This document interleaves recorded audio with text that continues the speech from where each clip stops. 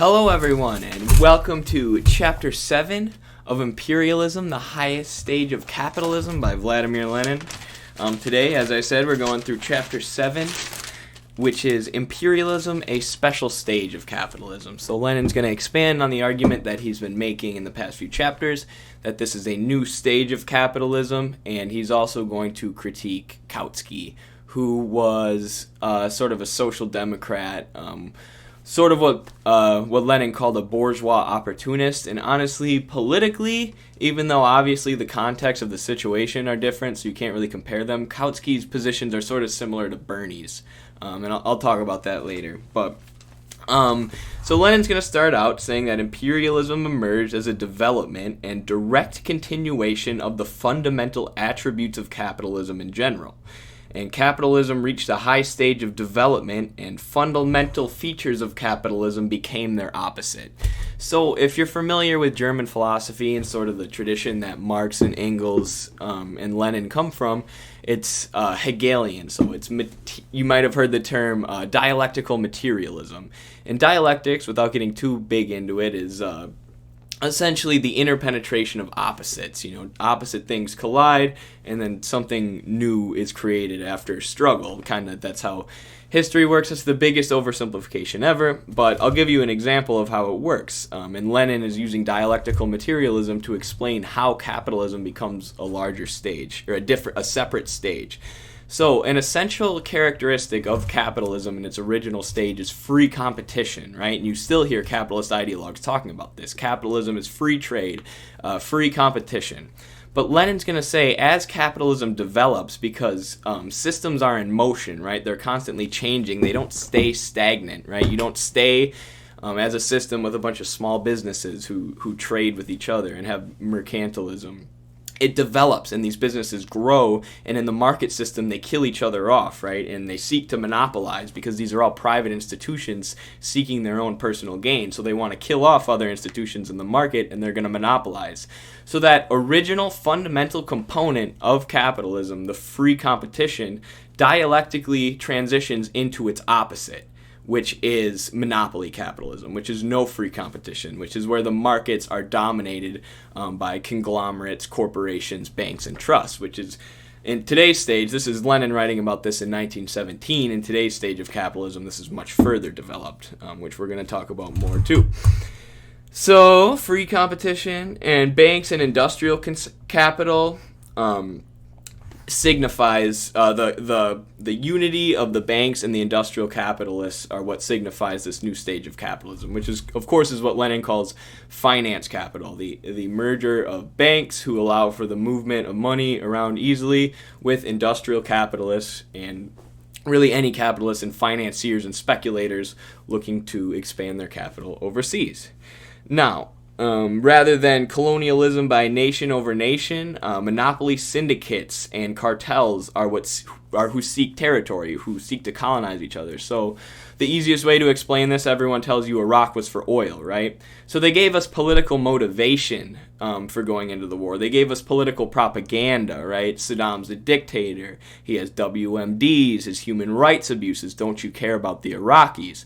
But the underlying thing they wanted was oil and other resources and more territory for the finance capitalists, for the U.S. bankers, and for the oil industry, for the Koch brothers and such. So they went into a war against Saddam Hussein, who wanted more oil quotas, who wanted to sell more oil to the U.S., messing with the profits of the private capitalists. So they used the U.S. to overthrow Iraq and get that territory. So without looking at the underlying economic side of it, without looking at what the finance capitalists and the industrial capitalists want, you can't understand why nations actually do these things, right? You need to look at the political economy as well as the political side. Look at what George Bush is telling you, but then look at the oil executives who have been financing George Bush since he got into politics, right? The politicians are nothing but puppets of the finance capitalists. So Lenin is going to give 5 conditions for capitalism now. He's going to say concentration of capitalism, or of capital, so monopolies, merger between banks and industrial capital, we've talked about that a lot, finance capital, export of capital. So this is different from the export of commodities, right? This isn't a merchant in Britain saying, I'm going to travel to Japan and trade something that they can only produce in Japan, right? That's free trade. This is exporting capital. This is BP and Dutch Shell saying we are going to build infrastructure in Venezuela so we can extract oil from Venezuela and sell it wherever we want. And that will increase our profits, which is what happened and why Venezuela is such an oil-dependent country today. They export capital, right? They export things that will make them money rather than exporting just commodities and trading commodities. And formation of industrial capitalist monopolies. So basically globalization. So the monopolies are joining internationally, like we have today. There are a million multinational companies, and they're basically all to blame for imperialism in the modern era.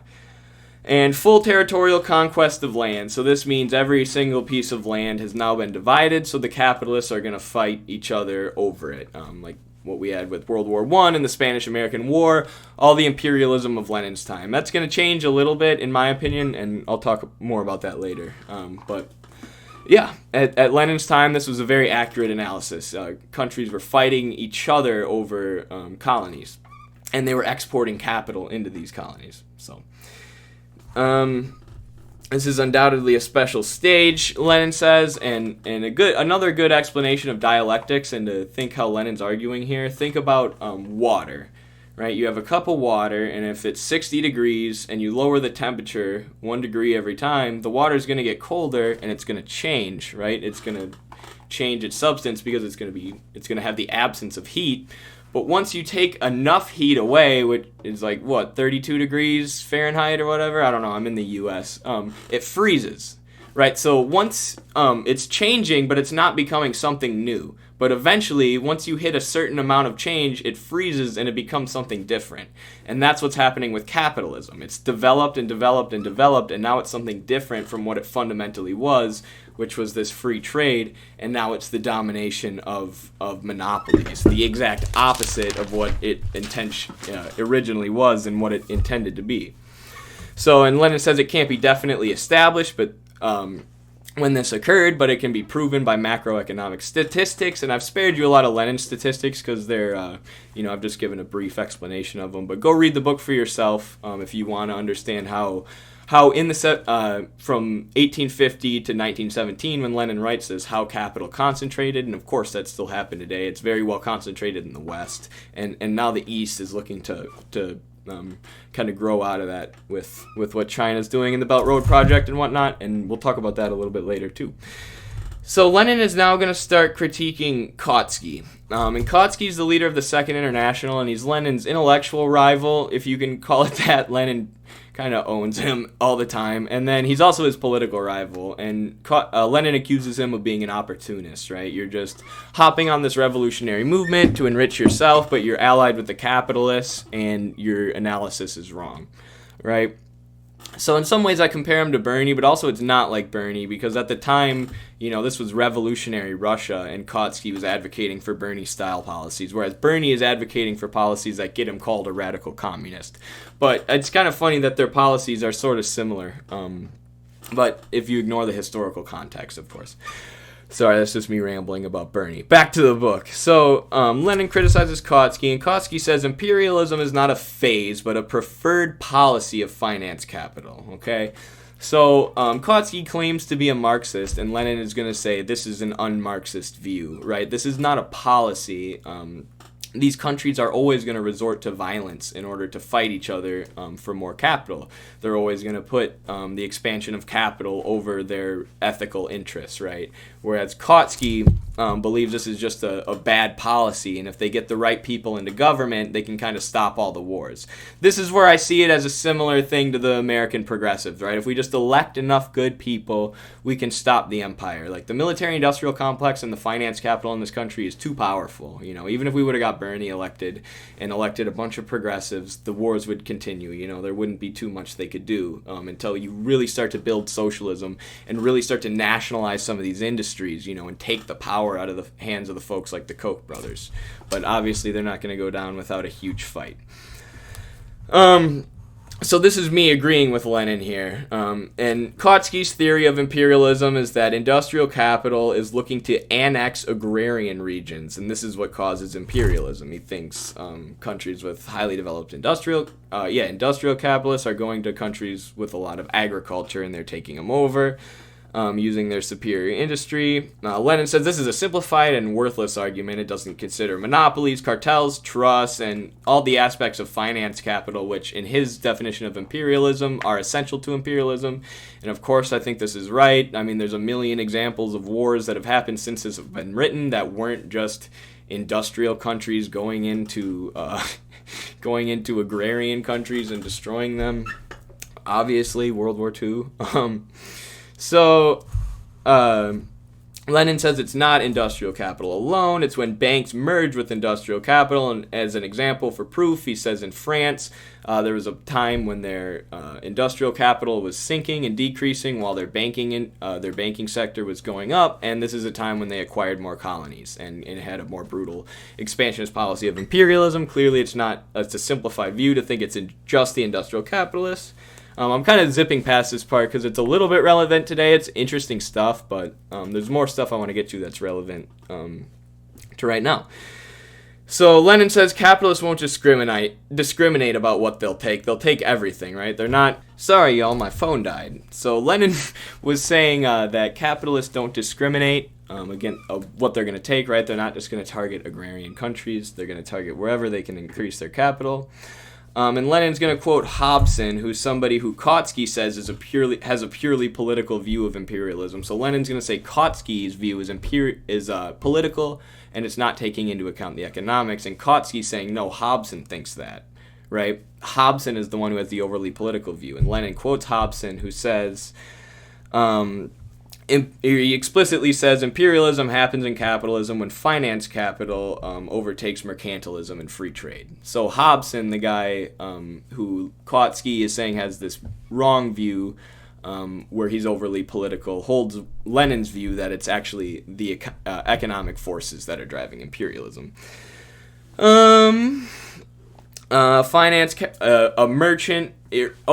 So Lenin says in capitalism where merchants dominate, imperialism might happen through industry looking to dominate agriculture, but it's not. It's financiers and finance capitalists, so that's not how they discriminate when they do imperialism. And, I mean, this has been proven true. Kotski was wrong here, and Lenin was correct. And... Lenin says Kotski's the one who's political and believes that imperialism is a mistake in policy. And this is kind of like social democrats today. We already touched on that with Bernie. You know, you need to understand that we need to nationalize these banks and nationalize industrial capital. And what's interesting here, what I want to divert for a second and talk a bit about is China. So China has a mostly state-owned industry and state-owned banks, but they have a private sector, right? And now China's doing the Belt Road Plan. They're looking to build up these countries, give loans to countries in the Middle East, in Latin America, and Africa. Well, less so in Latin America. They're more just trading with Latin America, but doing all these developmental loans in the Middle East, in Africa. And they do have a private sector, right? A big private sector in China. But most of their industry is state-controlled. So the idea is that, is this imperialism? Is China going to look to colonize these countries? What they say, what Xi Jinping and the Chinese Communist Party say, is they're looking to develop these countries.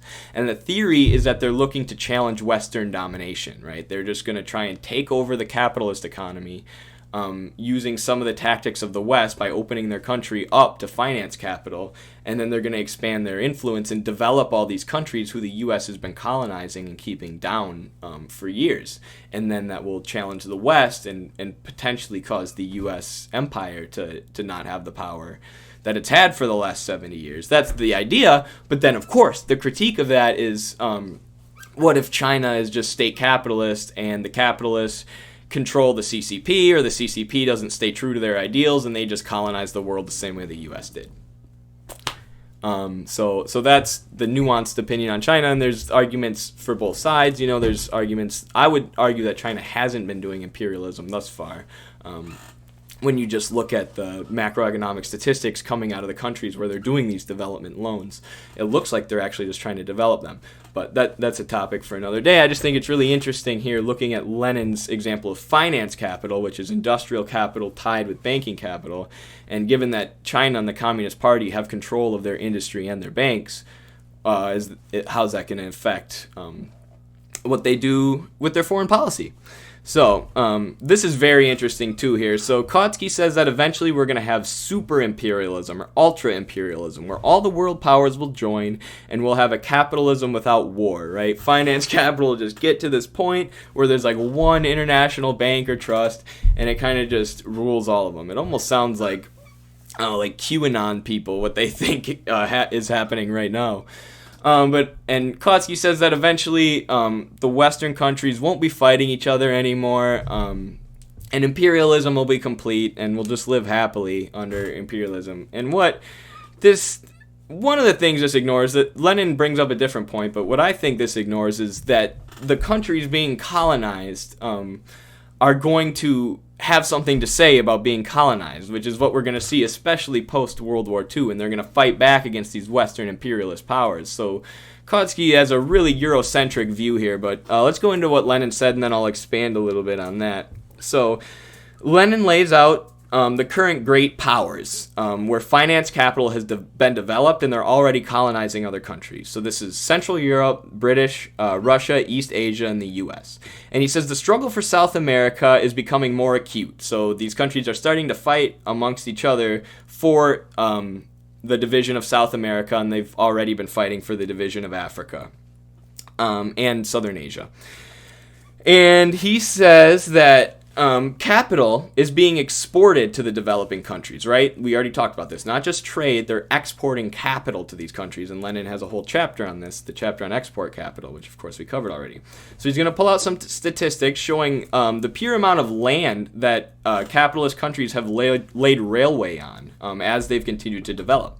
And of course, you need land to lay railways on, so the only way they can be increasing the amount of rail they've laid after they've already developed in their home country is to lay it in the colonies. So this is land that's being laid in their colonies, and this is developing capitalism through the Western export capital in these other countries. Obviously, I used Venezuela with the oil of British Dutch Shell, or BP and Dutch Shell as the example. Or British Petroleum and Dutch Shell. Yeah, that's BP. Okay, so Lenin says there's no way for the capitalist countries to fight over these territories without resorting to violence and war, right? So Lenin doesn't predict exactly what would happen, but he lays the groundwork for it here. So capitalism, because of the export capital, would develop in the global south in an incredibly brutal and exploitative way, right? They were colonized, they had essentially slave labor. And this would build a class consciousness in the global south combined with an anti-imperialist consciousness, right? With a nationalist consciousness. The right that we need to build socialism and become economically independent and get rid of this capitalist system, but we also need to get rid of the West because they're the ones who implemented it on us.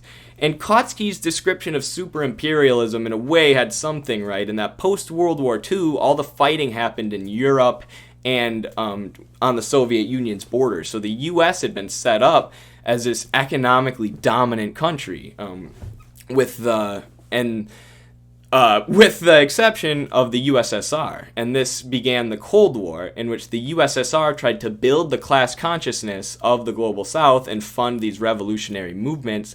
And the U.S. and Western finance capital have engaged in a brutal policy, Operation Condor, the overthrow in Iran, the overthrow of Indonesia, the Vietnam War, the Korean War, where we've just had murderous wars in order to keep these countries under our boots and stop these countries themselves from rising up and fighting us, and shedding the chains of Western imperialism.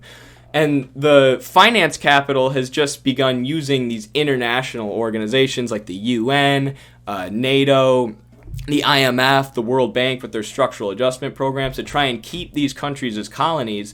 And the U.S., the most corrupt, most brainwashed, imperialistic, violent country with huge amounts of finance capital and multinational corporations, our military has been expanded to this insane level, and we also have the CIA and the special forces and other groups who do covert action overseas, or the NSA, who spies on our own people and spies on people overseas. The finance capitalists have used the U.S. to overthrow and murder any group or leader in a southern country who tries to shed the chains of imperialism and develop themselves. And you could, these, not to say these are leaders who we would view as perfect through the lens of a U.S. leftist, but folks like Assad, folks like Gaddafi, folks like Sankara, Fidel and Che were able to defeat the U.S. Lumumba, Salvador Allende, and a lot of these folks are people I would argue you should definitely look up to and read into.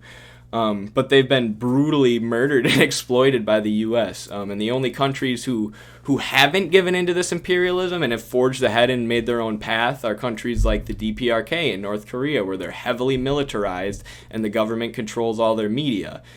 That's the only way they've been able to expel the U.S. imperialists from their country. Same with Vietnam. They had to fight a brutal war against the U.S. to gain their independence. And that's happened in many countries, but they just lose their war, and they lose it to the finance capitalists. So that's kind of how imperialism has evolved since Lenin's time. It's less the Western countries fighting each other for territory, like in the Spanish-American War and in World War I, and in some ways World War II, because Hitler, along with being a horrible anti-Semite and a racist and power-hungry man, was also enriching himself and looking to expand Germany's capital. So after World War II, with the U.S. in this dominant position and with capitalism pretty well developed in the global South and all these independence movements, imperialism has evolved. And it's evolved into the West, trying to keep its boot on the global South, and the East, creating these alternative economic systems. You see Russia and China now teaming up to try and combat the U.S. hegemony on the global scale. And we're going to continue to study how that develops, and it'll be fun, kind of. There's a lot of violence involved, but we're trying to understand it here, and that's why we turn to these theoretical texts, these economic texts, to get a better understanding of the world around us. So I thank you for sitting through me with this. Hopefully some of you paid attention. So hopefully some people are reading the book. Let me know if you have questions in the comments. I'll try and get back to you. All right, peace.